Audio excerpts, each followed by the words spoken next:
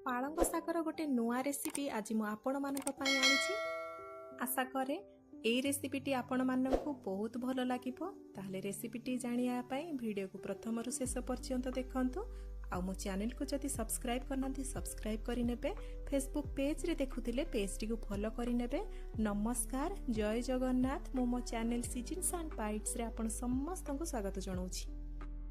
प्रथमे चलंतु देखि नबा कौन कौन सामग्री यूज होउची।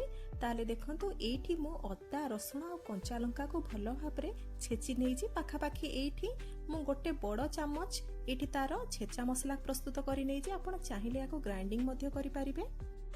एबे चलंतु प्रस्तुत करि नबा आमे एई रेसिपीटी पाई मसला। देखंतु मसला पाई मु अल्प किछि एठी कंचा बादाम नै जाईची।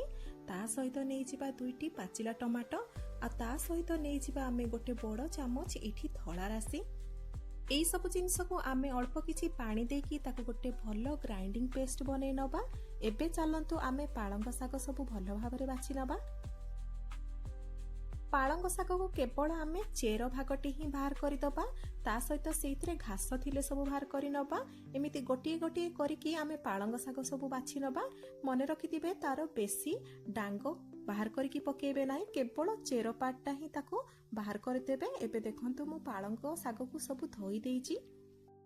कोनोसी भी शाग आपण नियंतु ताको भलो भाबरे धोई देबे, तापरे काटिबे। केबे भी हेले कट्टा शाग को आपण धोइबे नाही, प्रथमे ताको सफा करिकि धोई देबे, तापरे ताको काटि देबे। देखंतु मु एठी पालंग शाग को काटि नेइची।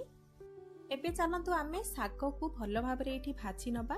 भाजीबा पई मु एठी गैस को ऑन करि देइची आ सेइथरे बसे नेइची पैन गरम हे गला परे मु सेइथरे गोटे बड़ चामच रिफाइन तेल पके नेइची। एबे आमे शाग को भलो भाबरे सेइथरे भाजी नबा।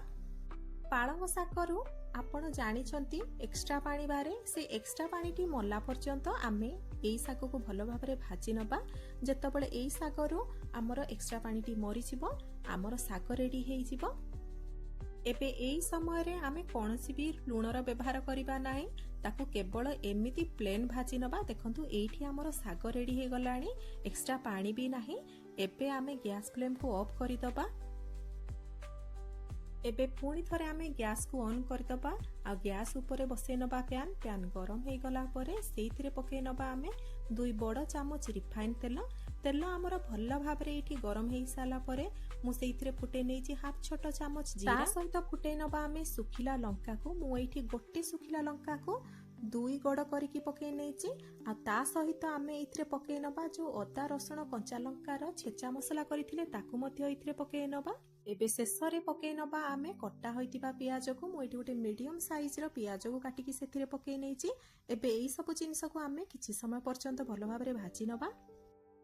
एई सब जिंस टिके लाल हे गला परे आमे आगरु प्रस्तुत करी रखितिबा मसलाटी को जोथरे कि आमे टमाटो राशि आउ बादाम रो पेस्ट बनैथिले ताकू एथिरे पके नबा।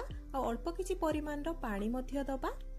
ता सहित एथिरे ऐड करि दबा अल्प किछि घरोई बेसिक गुंड मसला, जोथरे कि मु पके नेइची हाफ छोट चामच हळदी गुंड आ गोटे छोट चामच एठी पके नबा आमे काश्मीरी लंका गुंड। आ एई सब जिंस को आमे भलो भाबरे एठी मिक्स करि नबा।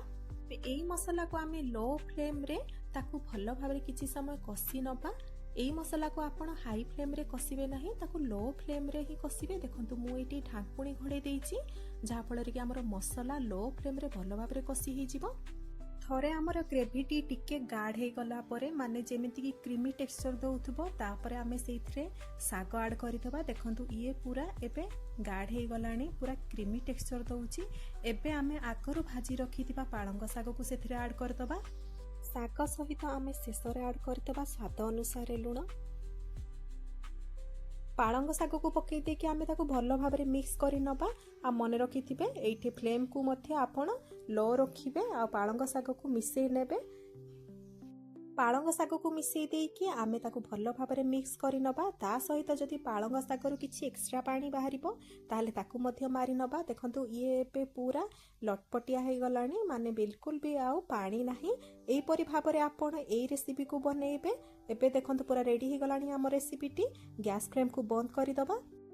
एबे याकु आपण सर्व करिकि गरम गरम खाइबे। ताहले रेसिपीटी तो आपण देखिले भिडियोटी भल लागिथिले लाइकटे निहाती करिवे जदि ए भिडियोटी पसंद आसीथिबो सांगसाथी बंधु बांधव मानक सहित शेयर करिवे मो चैनल को जदि सब्सक्राइब करिनाहांती सब्सक्राइब करिनेबे पुणी देखा हबो गोटे नुआ रेसिपी भिडियो रे। नमस्कार, जय जगन्नाथ।